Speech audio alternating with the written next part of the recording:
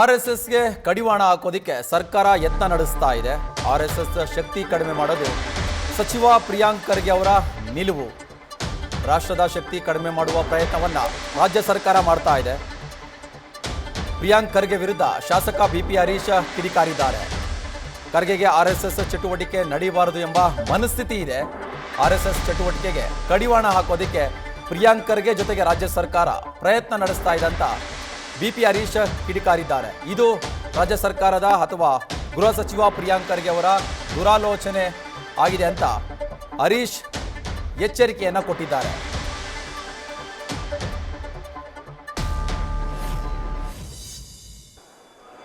ಗೃಹ ಸಚಿವರಾದಂಥ ಪ್ರಿಯಾಂಕ ಖರ್ಗೆ ಅವರು ಇತ್ತೀಚಿನ ದಿನದಲ್ಲಿ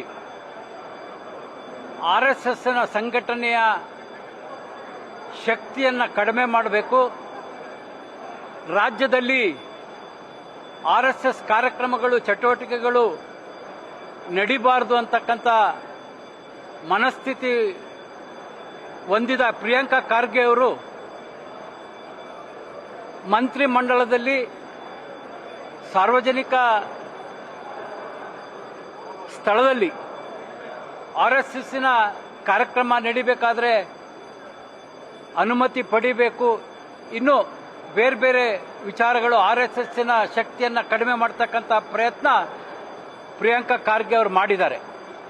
ಅದರ ಜೊತೆಗೆ ಪ್ರಿಯಾಂಕ ಖರ್ಗೆ ಅವರು ಮಾತಾಡ್ತಿರ್ತಕ್ಕಂಥದ್ದು, ನಡೆದುಕೊಳ್ತಕ್ಕಂಥ ರೀತಿ ನೋಡಿದರೆ ನಮ್ಮ ದೇಶದ ಸುಭದ್ರತೆಗೆ ಧಕ್ಕೆ ತರಬೇಕಂತೇಳಿ ಯಾವುದಾದ್ರೂ ವಿದೇಶದ ಕೈವಾಡ ಅವ್ರ ಹಿಂದಿದೇನೋ ಏನೋ, ವಿದೇಶ ನಮ್ಮ ರಾಷ್ಟ್ರದ ಶಕ್ತಿಯನ್ನು ಕಡಿಮೆ ಮಾಡಬೇಕಂತೇಳಿ ಈ ರೀತಿ ಮಾತಾಡಿಸ್ತಾ ಇದ್ದಾರೆ ಪ್ರಿಯಾಂಕ ಖರ್ಗೆ ಅವ್ರ ಜೊತೆ ಅಂತಕ್ಕಂಥದ್ದು ಇವತ್ತು ನಮಗೆ ಅನಿಸ್ತಾ ಇದೆ.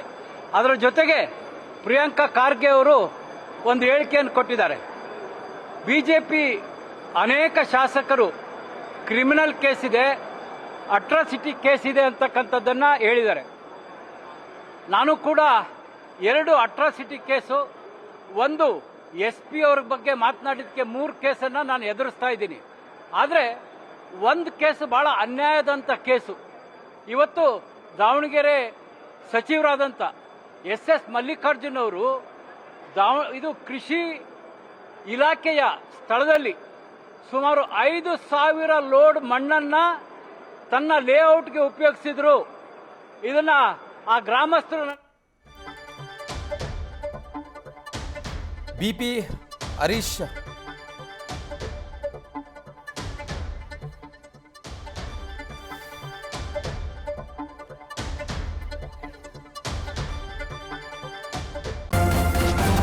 ನ್ಯೂಸ್ ಫಸ್ಟ್ ನಿರ್ಭೀತಿಯಿಂದ ನಿಮ್ಮ ಪರವಾಗಿ.